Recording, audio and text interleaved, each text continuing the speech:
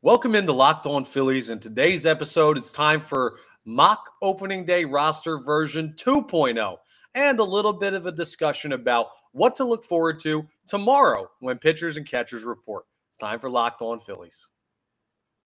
You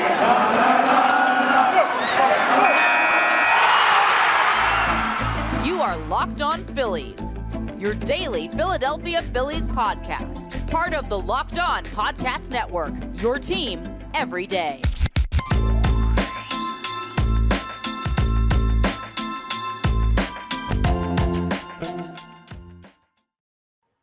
Yes, this is Locked On Phillies. I am your host, Connor Thomas.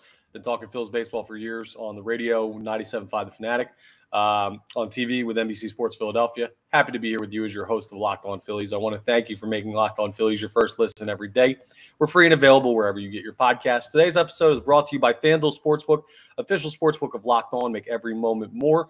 Visit FanDuel.com/LockedOn today to get started. Very fun episode today. First of all, it's Wednesday, so you know what we're doing. We're doing the version 2.0 of our opening day 26-man roster. And also, later on in the episode, we're going to talk about the biggest things that I'm going to be looking for when pitchers and catchers report tomorrow. Today's Wednesday the 15th. They report tomorrow the 16th. We're finally there, ladies and gentlemen. Baseball is about to be back in, well, not in Philadelphia, but in Clearwater. Also, you need to turn on the YouTube today. You need to go ahead and check out what's going on the YouTube this episode, because I am having a wonderful hair day. I got the flow out. It's not Alec Boehm length, but man, I got some flow going on. So go ahead and pop over to the YouTube, subscribe while you're over there, and check out Locked On Phillies on YouTube as well. Let's jump into the 26-man roster. So I'm going to run down. We're going to do position players first. We're going to do pitchers next. And I'm going to let you know who I'm sticking with, if I'm changing anything, and why when I make changes, because there are a couple changes to this list, or to my original list, I should say, why I'm making those changes. So let's discuss. First off, catcher. This is going to be the same the whole way through. Barring injury, which, knock on wood, there won't be. JT, Realmuto, and Garrett Stubbs are your two catchers on the Major League roster. They're not going to carry three. They'll carry those two. Infield. I had Rhys Hoskins, Bryson Stott, Trey Turner, Alec Boehm, Edmundo Sosa, and Josh Harrison in my first infield. And every week we draw closer to spring training starting and then opening day, I grow more and more interested in Derek Hall, because I look at that infield and I say there's one bona fide power hitter in that infield, and he's Rhys Hoskins, and he's probably your worst fielder out of anybody on that list. I mean, Trey Turner's a great hitter. He's not a power hitter. Bryson Stott, solid hitter. Definitely not a power hitter at this point. Alec Boehm, apparently he's put on 15 pounds of muscle, which is nice. Love that. I'm very excited to see him in spring training and see what his swing looks like and see what that power looks like.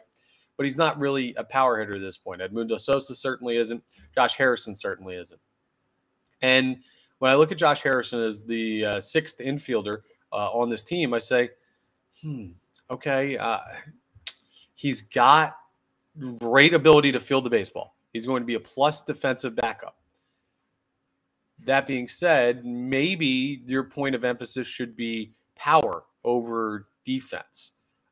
I look at the infield and I say, you have two guys who can't play average defense, or who play average to below average defense, we'll put it, in Alec Boehm and Rhys Hoskins. And then you have two guys in Stott and Turner that play average to above average defense. And then you have Edmundo Sosa, who also plays above average defense. So three of those five other guys, besides the final spot, which is either Josh Harrison or Derek Hall to me, three of those five other guys play average to above average defense. Two of the other five have average to above average power, average being Trey Turner, above average being Rhys Hoskins. So I'm not quite at the point where I want to put Derek Hall in there yet, but he is certainly a consideration. He's certainly someone that I'd consider to have that final infield spot. And maybe even, I'm going to talk about something when we do the outfielders here in a second, maybe even going in with four outfielders and bringing Derek Hall up anyway and going with seven infielders on the roster. I don't know. I don't know if that's a possibility. I'm going to see some of the lineups they trot out in spring training, because we'll have spring training practices under our belts by the time I give my next version of this mock lineup, or the mock roster, I should say. But For now, my projection stays the same. Hoskins, Stott, Turner, Bohm, Sosa, Josh Harrison in the infield. Now, moving on to the outfield, Schwarber, Castellanos, and Marsh are locked in. Same thing as JT and Stubbs.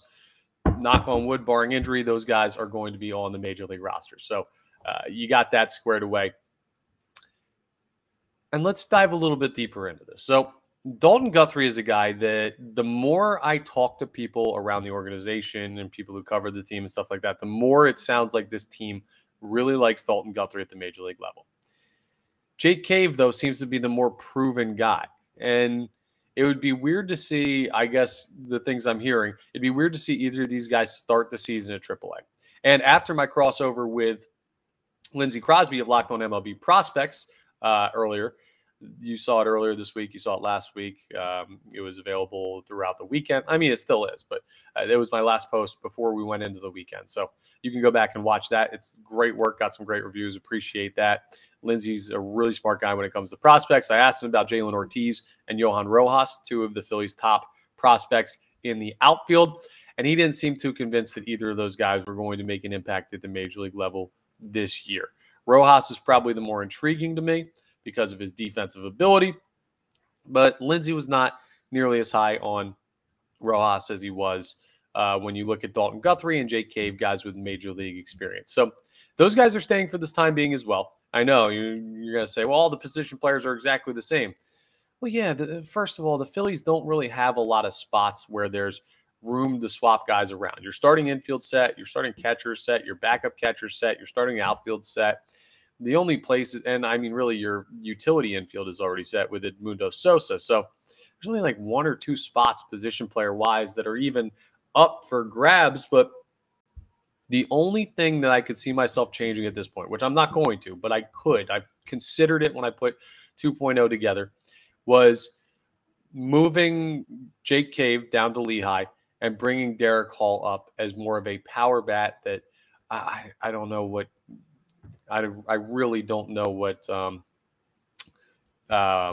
Derek Hall, sorry, blanked for a second, what Derek Hall brings to you defensively and his ability to play like a different position other than first base. But he could DH. I would rather, if it comes down to designated hitter, I'd rather have Derek Hall there than Jake Cave or Dalton Guthrie. So that's another reason to potentially have him on the Major League roster. So we'll see how it plays out. But he didn't get a lot of opportunities down the stretch last year, and that was with a less deep team than what you have now. Unless he makes a huge progression, I don't see Derek Hall on this roster. But hey, maybe we'll get some news out of spring training that'll change my mind. So sticking with the same for the time being for the outfielders, Schwarber, Castellanos, Marsh, Guthrie, and Jake Cave are your outfielders. And those are your position players. They're all the same, right? Exactly the same. Nothing anyone said has really thrown me off my confidence level of any of those guys making the opening day 26-man roster. I'll tell you what, though, my confidence has been shaken a little bit on a couple pitchers that I said we're going to make the roster, or ones that I know are going to make the roster, but I thought were going to have a bigger role. I did some digging this week, and I want to talk to you a little bit about what is going on there as we continue our roster projection 2.0, and we dive into the arm. So we'll discuss that coming up as we continue Locked On Phillies. All right, let's talk about our friends over at FanDuel, my title sponsor for today. The midway point of the NBA season, it's here. And now is the perfect time to download FanDuel, America's #1 sportsbook, because new customers get a no-sweat first bet up to $1,000. That's bonus bets back if your first bet doesn't win. Just download the FanDuel Sportsbook app. It's safe, it's secure, it's super easy to use, and you can bet on everything from the money line to point scorers, threes drained, all that good stuff. A big matchup in South Philadelphia tonight. Sixers, Cavaliers, Joel Embiid and company versus Donovan Mitchell and the new-look Cavaliers this year, who seem to have taken a step into Eastern Conference contention. It's going to be a really good game. These are the games that Joel Embiid shows up for. And with no real big man in the East to counter him, he shows up for these games in normally dominance. I'd look at his over in points, and I would hammer that as long as he's healthy enough to go. He's been dealing with like a little bit of a nagging injury that doesn't ever seem to keep him out, but puts him on the injury report a lot. Look at that, though. There's your Locked On Sixers best impression there. But go ahead and check it out. And plus, FanDuel even lets you combine your bets for a chance at a bigger payout with a same-game parlay. So you could bet like Embiid points, rebounds, and Sixers to win on the money line. And you can get even better odds. So don't miss the chance to get your no-sweat first bet up to $1,000 in bonus bets when you go to FanDuel.com/lockedon. That's FanDuel.com/lockedon to learn more. Make every moment more with FanDuel, an official sports betting partner of the NBA. Time to move on to the pitchers portion of the program. So we've got our guys for catcher, infield, and outfield, and I'm keeping that all the way the same. Don't worry, though. This is not the same roster projection. I've changed a couple things when it comes to the arms. Let's start with the starting rotation. Believe it or not, Zach Wheeler, Aaron Nola, Ranger Suarez, and Taijuan Walker are all still making the Major League roster today. All still locked in there. No doubts in my mind they're going to be on the opening day roster. And I still feel like Andrew Painter ultimately, when everything is all said and done, has a really good chance to make it on this opening day roster. That's how I think Dave Dombrowski is thinking.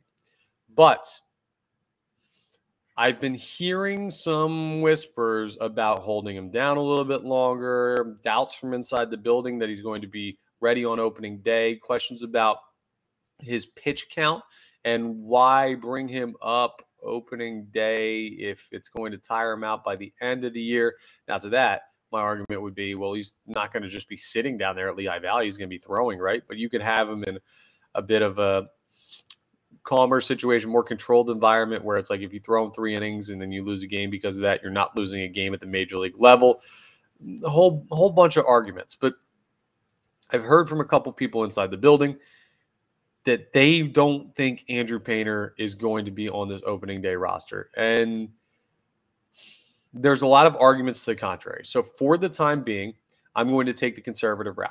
And I'm going to say that the Philadelphia Phillies starting rotation to start 2023, their opening day roster will be Zach Wheeler, Aaron Nola, Ranger Suarez, Taijuan Walker, and Bailey Falter, who didn't make the roster last time.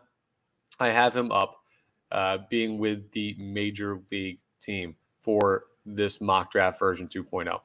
Falter was really good down the stretch for this team. Like his August and September were outstanding last year. And while he didn't look good in the playoffs, he's a young player with experience, with good stuff, throws from the left side. So that's certainly helpful, especially when your top 2 pitchers in Wheeler and Nola are both righties. I feel good about Bailey Falter as well. Like there's no losing situation with the 5th man in the rotation spot. Walker will be fine, or Falter will be fine. Painter will be fine. If you go with Christopher Sanchez, I don't feel great about that, but with how good the top of the rotation is, you can mitigate it. Like basically whatever they do here is going to be okay. But I'm feeling like from what I'm hearing, the more likely option and the more conservative approach is to put Bailey Falter on this roster for the time being. So there's our first change. Bailey Falter in favor of Andrew Painter, even though I think Andrew Painter's nasty and we will see him at some point this year, regardless if he's on the opening day roster or not. Let's go down to the bullpen. We've got Gregory Soto, who I almost just called Juan. Still got to get used to that. I see Soto, I think of one player. Gregory Soto, Craig Kimbrell, Seranthony Dominguez, Jose Alvarado, all locked in, all going to be on the Major League roster. No doubt in my mind about that whatsoever. That's all good to go. Then I look at the bottom names that were on the original. Connor Brogdon, Matt Strom, Andrew Bellotti, whose name I spelled wrong, 2 T's. And then Nick Nelson was who I had before. And I'm willing to say that Brogdon, Strom, and Bellotti all look like locks to make the Major League roster. Question is Nick Nelson a lock to make the Major League roster? It's a tough question because he's an innings eater, right? And there could be a veteran guy that comes in and gets everything taken care of, and they sign him. They give him a non-training camp invite a little bit later on. There's still guys available to be signed. I don't know. I think I have to keep it the same for the time being. Like, really, that tells you the strength of this Phillies roster, right? The fact that my version 1.0 has only changed by 1 player, and it's arguably a coin flip as to whether or not that would even change whatsoever with Andrew Painter going down in favor of Bailey Falter coming up. There's other ways to do that. I could put Nick Nelson down the minor league level and have Bailey Falter come up and throw out of the bullpen.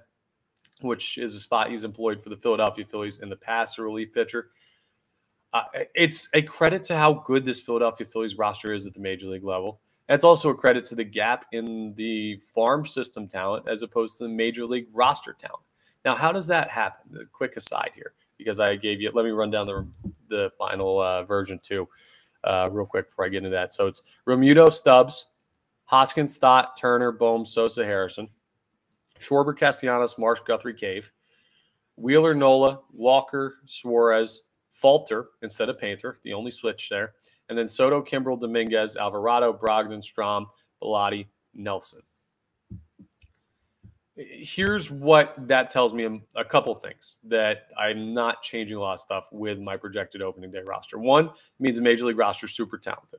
A lot of these guys are just so good, they're locked into being here. Consummate professionals, proven veteran pros. You know what they're going to give you day in and day out. You know they're capable of putting you in a situation where you can compete for a World Series.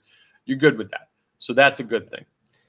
What else it means is that the minor league talent pool is far behind the major league roster as far as available. And I mean, it should be, but not this big of a gap where there should only be one guy that'll really get a potential call up this year in Andrew Painter. If you were better at drafting, you would have more, like how the Tampa Bay Rays are good every year. And then every year they seem to find somebody that's just like, you can also add them to the roster that's nasty. The Phillies don't really have that. They have Andrew Painter, they have Griff McGarry, they have Mick Abel, but the latter two not to the same stratosphere as Andrew Painter. Position players, they don't really have anybody this year that's going to be like a major impact maker at the major league level, it seems. So what that tells me is the way the Philadelphia Phillies have created this team, sure, they have homegrown talent, but the way that there is a discrepancy between the farm system's ability and the major league roster's ability is that you paid for a lot of these guys. You signed a lot of free agents. If I had seen that without names, if you had just told me that, I'd say, well, you probably have a lot of guys that you brought in major league roster-wise. Because even if you had talented young players, like let's say the alternative to that, if I did a blind test and they were like, why would there be a lot of guys that are locked in the major league roster spots, but the farm system is not that good? There would be two things. Either one, you sign a lot of free agents that come in from outside the organization that make your team better without having to develop them with a bad farm system. Or two, you called up a bunch of young prospects and the farm system is just empty. But if that latter one was the case, well, then you would have other prospects or other veterans that were at least competing for spots that had a claim that you could say something about. Now, what this is with the Phillies is what we know it to be. They didn't have a good farm system. They spent a lot of money to be competitive at the major league level. It's created this gap in between the major league team and the farm system, and that you don't really have many prospects that are major league ready right now outside of Andrew Painter. So it's a very interesting dynamic with the team right now, and that's why there's a good chance that list doesn't shift around very much. But this is me talking the day before pitchers and catchers report. Next time, we'll be talking with the whole team down there in spring training, and we'll be able to discuss news we've heard, what we're hearing from pitchers. We may get our first tidbits on the fifth starter battle between Falter and Painter and other guys lower down in the organization and who seems to be leading the charge there. So we'll have much more information next time we do one of these. But that's how I feel. And the only change is Andrew Painter is going to start in Lehigh, according to version 2.0. Coming up next, I want to talk about, though, some of those big storylines to look forward to and what the absolute biggest couple of storylines I'll be looking at when pitchers and catchers report are for the 2023 Philadelphia Phillies. Okay, there are a couple storylines here with pitchers and catchers reporting. The first one, just what we were talking about. That fifth starter battle is going to be the number one focus of spring training, not just pitchers and catchers. No, in general, it's going to be, is Andrew Painter ready for the major league level, or is Bailey Falter going to beat him out for that fifth spot? Or somebody else, Christopher Sanchez, whoever it may be. Another player going to beat out Andrew Painter, or is he at 19 years old really that good that he's going to force his way onto this major league roster? That'll be a really, really fun thing to look into. But there are a couple more interesting storylines. Aaron Nola is due for a good amount of money. It really, really looked like the Phillies should extend him if they trust him long-term to be a part of this organization. And that starts tomorrow as well. How does he look? He's coming off the longest season of his career. Like, they have so much innings on them, these players, that they haven't had previously because this is their first deep playoff run. And How does that affect him, and how can he balance that type of production with, hey, I need to make some money coming up. I can't afford an injury, but I also need to make sure I'm tip-top shape year-round. That motivation is an interesting factor. Aaron Nola's performance, especially after a couple of rough starts at the end of the year, like we haven't seen Aaron Nola bounce back yet from his rough World Series and NLCS appearances. So we'll see mentally how tough he is comparative to what happened in November and October this past year. So I'd love to see that. And the one other thing I'm looking at is Zach Wheeler. Zach Wheeler's arm fell apart at the end of last year to the point where he was, man, they were giving him long rests as often as possible. They shut him down for like nearly a month at the end of the season. It was a rough stretch at the end for Zach Wheeler because he also, like I was saying with Aaron Nola and a lot of these pitchers, had the longest season of his life, and that affects you. You're not prepared for that. And he had issues coming into spring training with a shoulder issue last year. By all accounts, healthy this season, but how does his body hold up? And what does it look like with a short off season coming into spring training after the last game you played being the last game of the season back in November? So November, December, January, February. He's just a little over 3 months of time off, which the normal people, I'd say, yeah, I'll take 3 months vacation. But to pitchers and that arm and having thrown as many innings as he did, it's not a lot. So Zach Wheeler's health is also hugely important to me when I look at what I'm looking for pitchers and catchers reporting. So those would be the things that I'd sniff around if I was you as far as storylines are concerned. And when you're looking at reporting, look for them to report on those things as the major ones. That's all for Locked On Phillies, and that's all for the final Locked On Phillies before pitchers and catchers report. We're finally there, ladies and gentlemen. The next time you hear me, I'll be talking about actual baseballs popping mitts down there in Clearwater. It's great. We're here. It's such a fun time of the year. It's been beautiful weather here in Philly and needed to stay this way because I'm so ready for baseball season. I want to thank you for making Locked On Phillies your first listen every day. We're free and available wherever you get your podcast. Now make your second listen Locked On MLB Prospects. Told you about Lindsey Crosby earlier in the episode. Does awesome work on Locked On MLB Prospects. Check out his work, available on YouTube, Odyssey app, Spotify, Apple Music, wherever you get your podcasts. It's all available, so check it out. And we're also free and available everywhere here on Locked On Phillies, all those same places. Subscribe to the YouTube. Get all that stuff done. It really helps me out immensely. I appreciate it, and I appreciate your continued following. That's all for today's episode, and I will talk to you on Pitchers and Catchers Report Day tomorrow, February 16th.